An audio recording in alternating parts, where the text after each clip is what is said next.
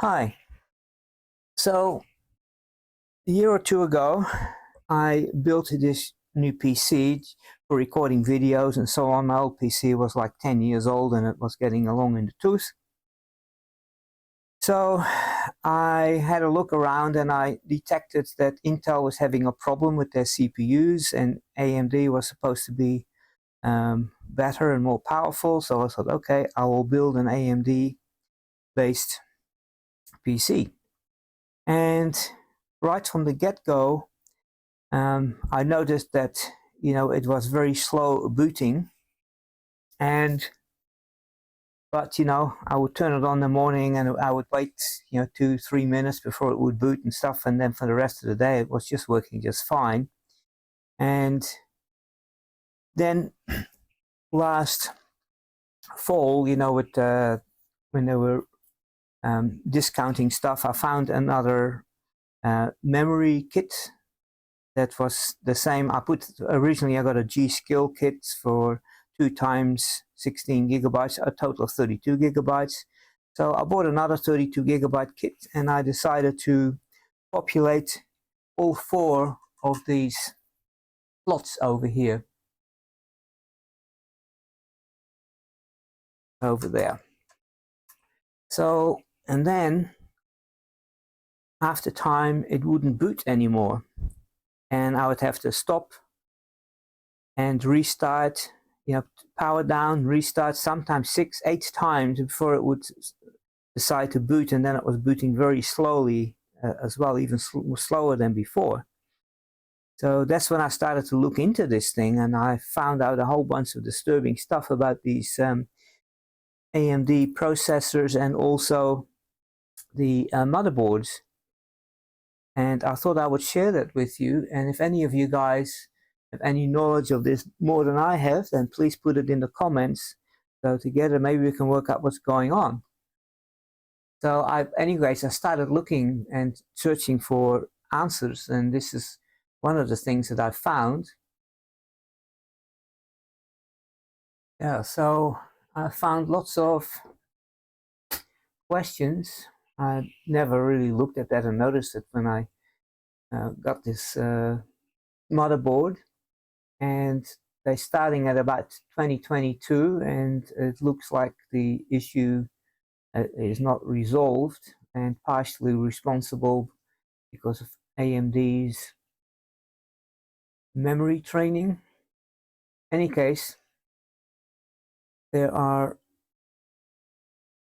many questions by different individuals about that, and it goes on. There's literally hundreds of people complaining about this. Another thing that I never got to work is the sleep function in Windows, but that may not be related to the motherboard or the processor, because Windows is awkward and it is just hard to get it to work. In any case, as I said, after it boots, everything appears to run as expected, and there's no problems. But what I have found out is that there are several things, and I thought I would also share some things what is common with these motherboards. I was looking for a motherboard that has 3 slots because I need a lot of USB ports. So I have a little USB card that I plug into this thing here. But as you can see, I colored this red to remind me that if you put an SSD in here, then this slot will limit to the speed of the SSD. So you really only should use one or the other, which is okay because it has 3 SSD slots here that I can use. And this one even has a little slot over here that you can use as well, but you gotta check, because often these things, if you start using SSDs, some of these slots here can actually go and slow down. So they might have 4 lanes available instead of 8 or something, which may not be an issue depending on what you plug in there. But what I found out is that the memory has this Expo thing, which is AMD's version of like XMP under Intel chips, and it will advertise its speed to the system so that it can actually set the right memory speeds and clock speeds and what have you. And I originally had two slots. You're supposed to use the second and the fourth slot for the memory sticks, and so the booting was slow, but you know, it would boot usually after a minute or sometimes a minute and a half, but just occasionally it wouldn't boot, and I would have to go and power down and power back up again, but it usually would boot at the second time. So I said I kind of ignored it for quite a long time. Then I bought this other memory kit and I populated all 4 slots, and that's when the real problems started. It was booting even slower, but most of the time I would have to go through several cycles of powering down and powering up in order to get it to boot in the first place. And that's when I started to look into it, and apparently there is something wrong with this Expo version, that if you got 4 memory slots for a start, apparently the memory slows down. It can't get its highest speed anyway. That it is like if you got a 6000 megahertz memory kit, it might only be able to do 5000 or even 4800 or something like that. It reduces it down, which doesn't seem to be advertised anywhere, but that's apparently what it does. And so I experimented. I turned Expo off, and indeed, you know, the speed went to 4800, and indeed it would boot more reliably and quicker. Then if I removed the extra memory kits, I could actually get it to restart. That's another problem that I'm still having, is that when you go like into Windows and you say restart, it won't restart. It just kind of becomes unresponsive. And this motherboard here is, I removed this motherboard and I bought a new one. I bought a Asus ProArt X670 Wi-Fi board, and I've got that working a lot better than this MSI one. The problem is that this motherboard is actually pretty good. It's got good support for everything, but the MSI never quite got their BIOS working very well, I don't think, and that is a problem. We'll talk about it a little bit further, but so I found that if I only had 2 memory sticks and I turn Expo off and let the speed go to 4800, then in fact the restart mode would work. So go figure. And apparently the AMD CPUs, they do memory training every time you power the system on, instead of only doing it once and remembering it. Now it appears that over the last couple of years, the motherboard manufacturers have actually realized this, and they put an extra feature in there, which is called Memory Context Restore. And indeed, the MSI BIOS has that as well. I think that started to appear a year or a year and a half ago or something like that. But on the MSI board, it didn't seem to make any difference. It may have booted a bit quicker, but I still had this problem that quite often it would hang basically, and there would be 2 lights on the motherboard, on an orange one or a yellow one and a green one, I believe, and it just would not reliably boot. So therefore, as I said, I took this motherboard out and I replaced it with another one, and I kind of have it working now, but still, if I got Expo turned on and the full speed of the DRAM, it won't restart. So recently I had to reinstall Windows, on the new motherboard, and in order to get it to be installed to be able to restart, I kind of turned Expo off. I actually bought a new memory kit with 2 32 gigabyte sticks, because I don't want to, even on the Asus board too, using 4 sticks is just not a good thing. It's a limitation of the X670 and or even the latest one, I believe, the support chips. There's something not right there. Anyway, so I got 64 gigabytes of RAM in 2 sticks, and I reduced the speed to the standard 4800, turned Expo off, and then Windows was able to install and restart and do its thing until it was finished. And since then I have re-enabled Expo, and I have set this memory context restore to enabled, and I found a few other features there as well. There's a couple there. It says DFE read training, which you can turn on or off. And there's an RX2D train option. I haven't used those. I must play with them some more. And a TX2D train option, which you can actually enable or disable. So maybe that might make a difference. I'll have to experiment some more. But that is what I've come across, and I thought I would share. And if anyone has any other insight on this, I'd love to hear about it. Now, another thing with this MSI motherboard is that it advertises that that you can put this as a heatsink for the SSD, that you can put a Gen 5 SSD in there. Not so. I bought a Crucial 1 terabyte Gen 5 SSD, put it in there, and it wouldn't boot at all.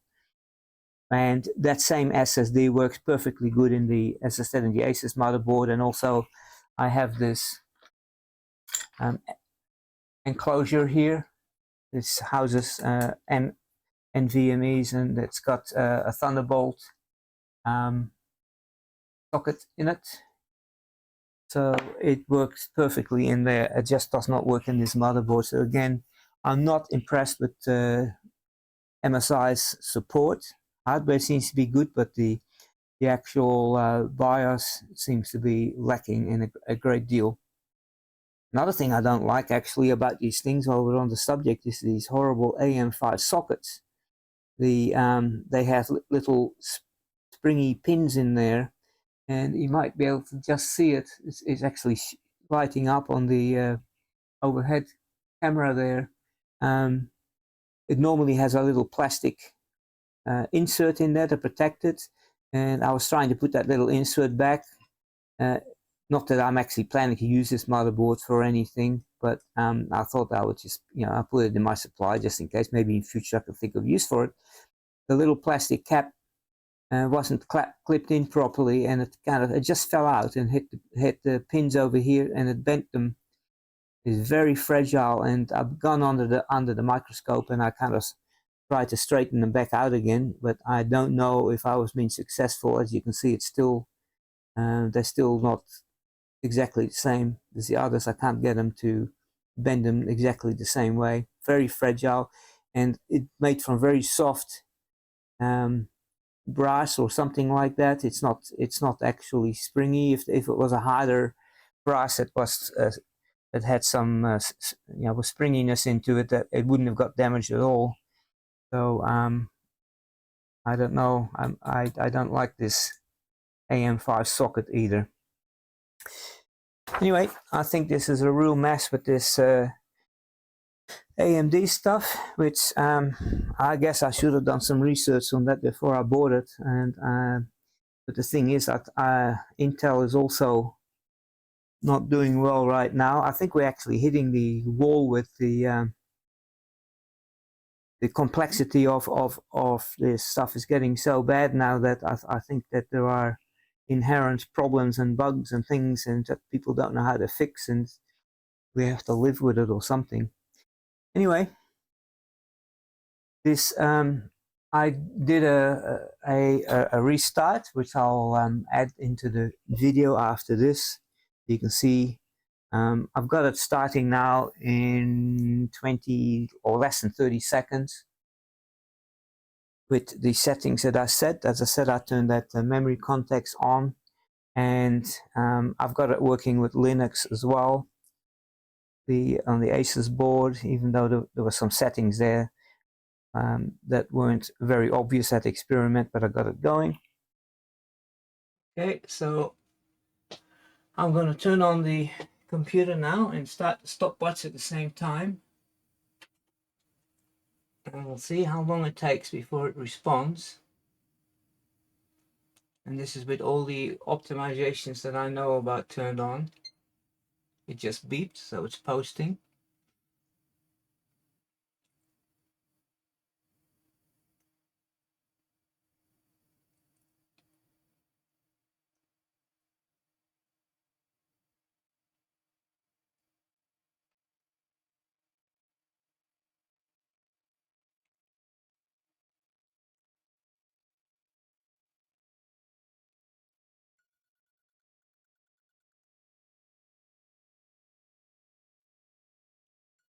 And this is with the optimizations on, so it is not too bad now.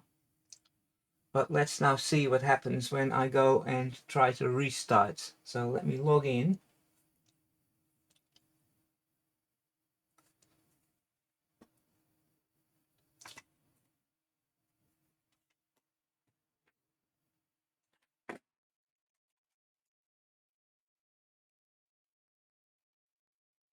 Power restart.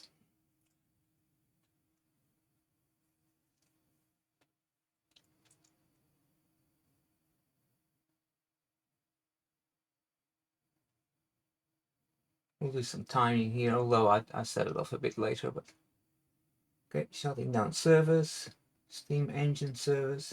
Actually, you know what? Let's start timing as soon as it is off. Restarting. So now I can start.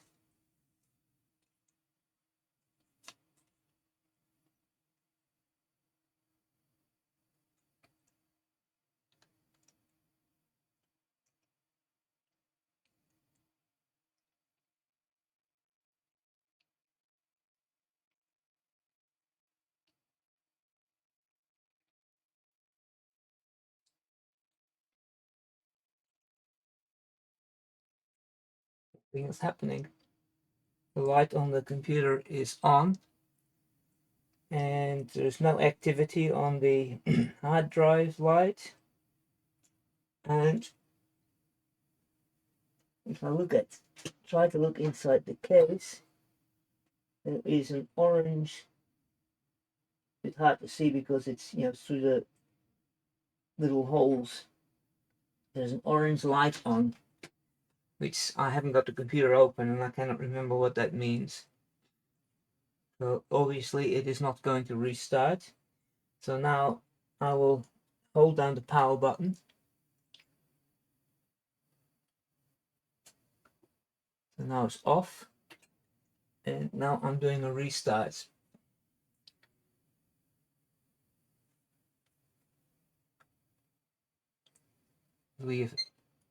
It beeped again.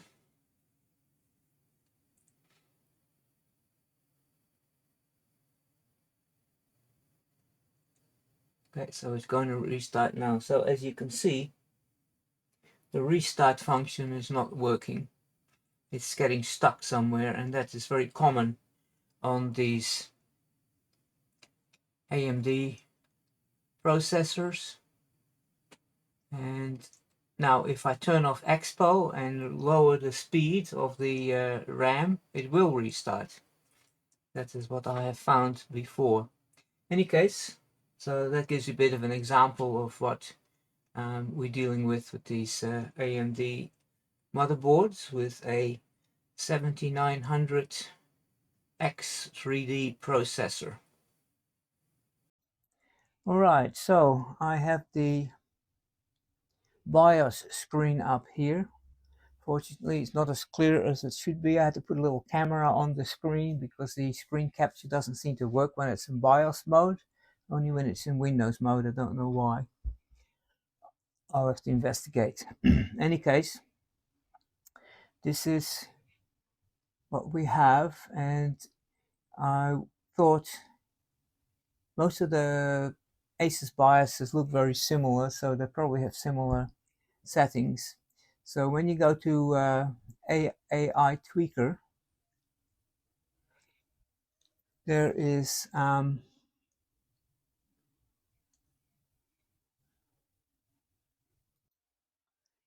the DRAM timing control. For some reason my mouse is really touchy on this.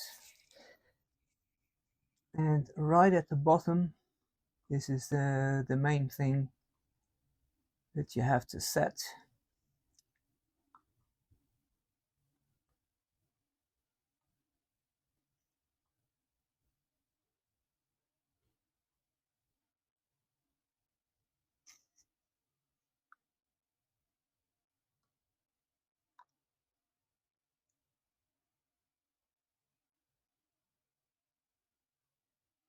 There it is, memory context restore.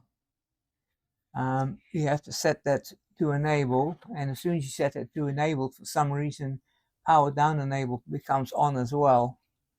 So I didn't actually set that, it just came when I saved it.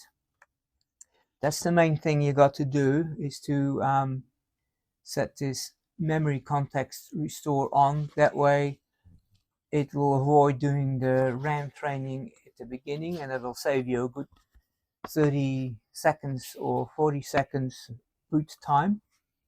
So that's one thing. And then under advanced, there are some other settings, and I'm not 100% sure how effective they are, but I set them on anyway. So that's under AMD CBS.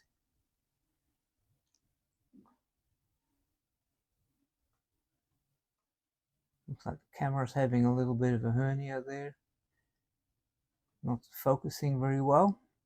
AMD CBS, and then we go to UMC common options. I don't know why they don't turn these things on by default. And then we are under DDR options.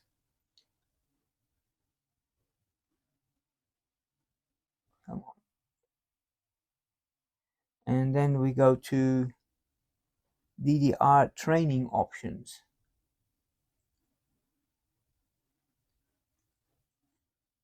And then we go to DDR training runtime reduction. And there are some settings there. I have set it to auto right now, but you can set it to enabled. So if you're experimenting, this might do something for you. I have also found some other options there somewhere under RX2D training option there, and RX2D or TX2D training options, which I haven't touched either, but they might do something and they could be experimented with. But the main thing is to set that DRAM memory context restore on. That's important. So that's all I've got, and I'm still in the process of having a look in future if I can make some other adjustments there. But I still have a problem. Restart does not work. So that's it. I thought I would just share my experiences with this AMD stuff, and looks like I wasted some money on this board over here. I can't remember what I paid for it, probably $300 or more. And I will shy away from MSI stuff in the future. Anyway, I'll see you guys later. Don't forget to like and subscribe. Been a bit busy lately, so I haven't done as many videos. I've got a few things going on, but hopefully soon I'll be able to get more active. So see you later, guys. Bye bye.